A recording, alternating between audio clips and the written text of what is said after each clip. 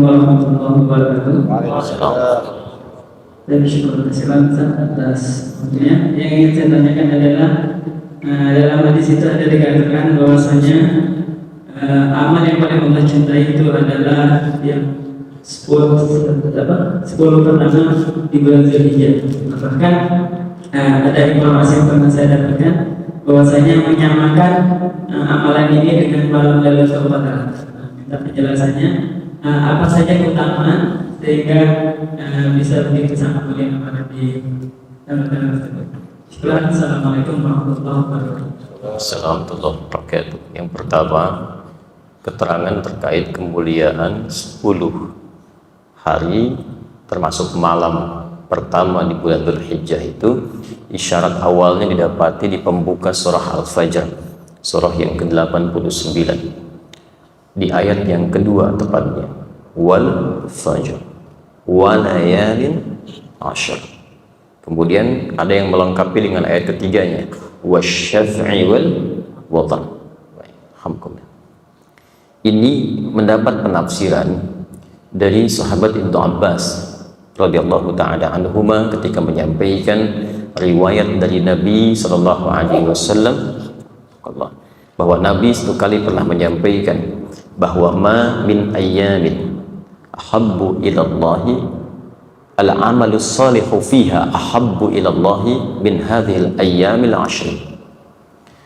Tidak ditemukan di antara sekian peredaran waktu dalam setahun saat hari-hari itu seluruh amal soleh yang dikerjakan di dalamnya begitu dicintai oleh Allah Subhanahu wa ta'ala dibandingkan dengan 10 hari di awal Dzulhijjah. Lalu sahabat mengonfirmasi, walal jihadu fi sabilillah, apakah jihad fi sabilillah ya Rasulullah? Tidak mampu juga menandinginya. Walal jihadu fi sabilillah, bahkan jihad fi sabilillah pun tidak mampu menyamainya. Illa rajulun kharaja binafsihi wa malihi wa lam yarji' bidzalika min syai'. Kecuali jika ada puncak tertinggi jihad yang memang tidak bisa disaingi. Jadi tetap jihad fi sabilillah itu nanti ada nomor satu tertingginya, yaitu orang berjuang dengan jiwa dan hartanya sampai dia wafat. Nah, di situ ada jiwa dan harta, nanti turunannya macam-macam.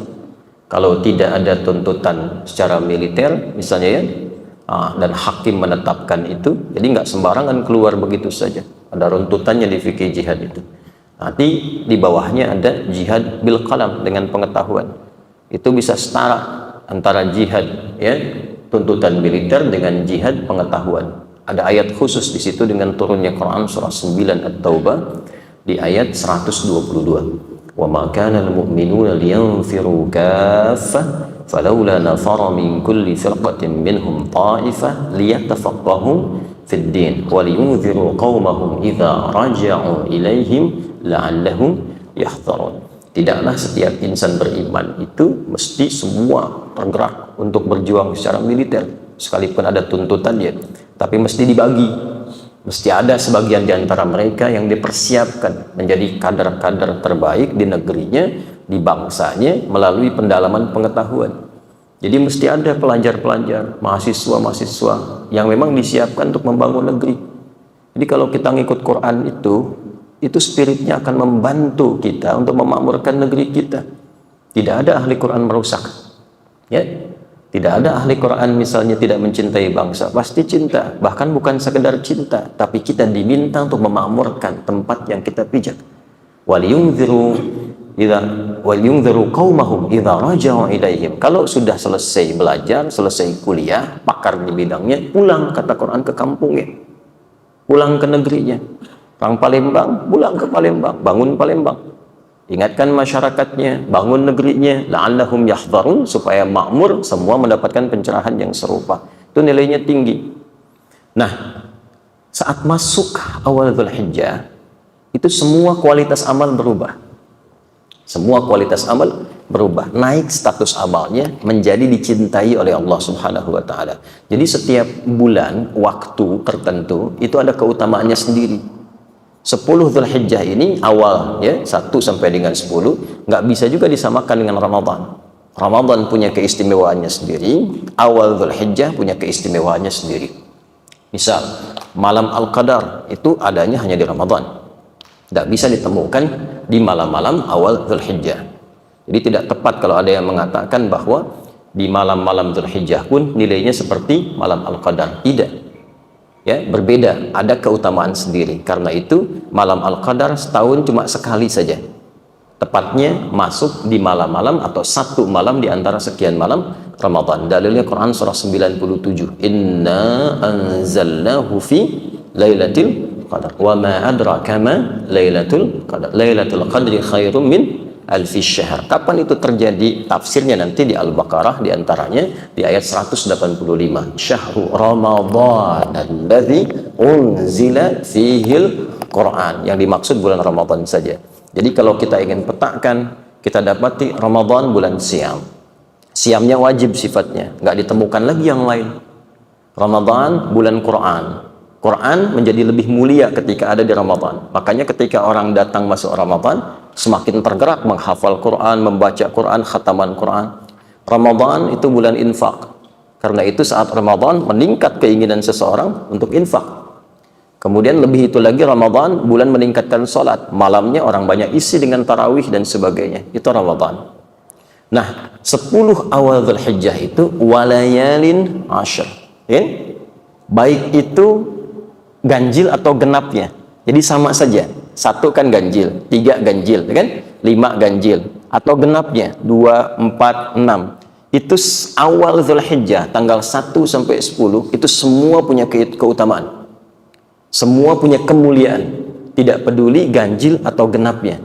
Apa keutamaannya? Semua amal yang dikerjakan di awal Dzulhijjah itu statusnya naik menjadi amalan yang sangat dicintai oleh Allah Subhanahu wa taala. Artinya apa? Kalau Anda sholat dan sholatnya ikhlas, maka status itu naik sholatnya bukan sekedar sholat, tapi sholat yang dicintai oleh Allah Subhanahu wa taala. Kalau Anda infak, bukan sekedar infak, tapi status infaknya dicintai oleh Allah Subhanahu wa taala. Kalau Anda baca Al-Qur'an, status bacaan Qur'annya naik tingkat menjadi dicintai oleh Allah Subhanahu wa taala. Kaidah cinta Allah ini begini. Quran surah ke-3 Ali Imran ayat ke-31. Qul in kuntum tuhibbunallaha fattabi'uni. Perhatikan kaidah cinta itu.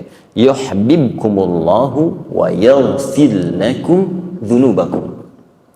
Jika Allah sudah mencintai seorang hamba, yuhibbukumullah, maka yang pertama dianugerahkan oleh Allah kepada hamba itu bukan dunia. Awas ya. Jadi kalau ada peningkatan harta, jangan dulu dipahami bahwa Allah cinta, belum tentu. Kalau ada peningkatan kedudukan, belum tentu itu menjadi tanda sayang Allah kepada hamba, belum tentu. Allah itu kalau mencintai seorang hamba, yang pertama diberikan itu adalah pengampunan terhadap seluruh dosa-dosanya. Wa yaghfir lakum dzunubakum. Jadi 10 awal Dzulhijjah itu potensial untuk bisa memohon ampunan Allah Subhanahu wa taala, sehingga siapa yang mampu bisa melewati itu, dosa-dosanya berpeluang digugurkan sekaligus hilang dosanya dan sekaligus datanglah cinta Allah kepadanya. Nanti kalau dosa sudah hilang, datang cinta, apa di antara dampak yang bisa diraih? Cepatnya pengabulan doa. Nanti ada orang-orang yang sangat dicintai Allah, dia belum meminta, Allah sudah kabulkan. Lisannya belum memohon, hatinya ada harapan, Allah sudah kabulkan. Contoh ketika Allah mencintai, kita ambil di bawah Nabi Muhammad. Kalau Nabi Muhammad itu sudah pasti gitu ya. Beliau belum minta apa-apa, turun satu surah tentang jaminan surganya. Inna a'tainakal kautsar. Nabi Musa itu minta dulu, Rabbi syrahli sadri wa yassirli amri. Nabi Muhammad nggak minta, turun surah alam nashrah laka sadra. Turun lagi wa nuyassiruka lil yusra. Nggak minta, turun. Maryam ibundanya Nabi Isa alaihi salam, kan? Nggak minta, ibadah aja sampai Allah mencintainya. Maka apa yang terjadi? Semua kebutuhannya langsung Allah berikan. Di Ali Imran ayat 37 itu. Fataqabbalaha rabbuha biqabulin hasanin wa ambataha nabatan hasana wa kaffalaha Zakaria. Kullama dakhala 'alaiha Zakaria al-mihraba wajada 'indaha rizqa. Qala ya Maryam anna laki hadha? Qalat huwa min 'indillah. Innallaha yarzuqu man yasha' bighairi hisab. Maka saking cintanya Allah kepada Maryam, diberikan apapun tanpa batasan. Nah, itu jadi nanti saat masuk kita ke awal-awal bulan Dzulhijjah, sunnah yang pertama tingkatkan amalan. Tingkatkan dari sebelumnya. Nah, rumus cepat untuk meningkatkan itu biasanya para ulama mengarahkan kepada puasa. Siam, karena puasa itu satu amalan yang bisa mencakup amalan-amalan yang lainnya. Saat puasa itu salat sunnah pasti meningkat. Bacaan Quran meningkat, infak meningkat. Jadi satu-satunya cara paling cepat kalau ingin mengerjakan ibadah, yang lain ikut naik, itu puasa. Karena itu disunnahkan puasa dari tanggal 1-nya. Puncaknya sampai tanggal 9. Nah, untuk meraih maghfirah tadi, ampunan Allah, itu nanti intinya ada pada tanggal 9. Seperti yang saya sampaikan tadi malam. Jadi puasa Arafah dilakukan bukan sekedar menahan lapar dan haus, tapi sambil istighfar, sambil muhasabah, sambil introspeksi diri. Itu yang dimaksudkan siyamu yaumi arafata tukaffiru sanatil madiyah wal baqiyah. Kalau benar puasa Arafah itu dikerjakan, dia introspeksi diri, dia muhasabah, berpotensi menggugurkan setidaknya 1 tahun dosa yang telah berlalu dan menjaga tidak berbuat dosa setahun ke depannya. Nah, itu yang dimaksudkan ya. Nah, jadi tidak kita artikan bahwa bisa mengungguli semua hari-hari atau waktu-waktu yang lain, tapi lebih tepat kita katakan setiap momentum itu punya keistimewaannya sendiri-sendiri. Ramadan ada keistimewaannya, awal Dzulhijjah pun ada keistimewaannya. Demikian saya kira ya. Wallahu taala a'lam.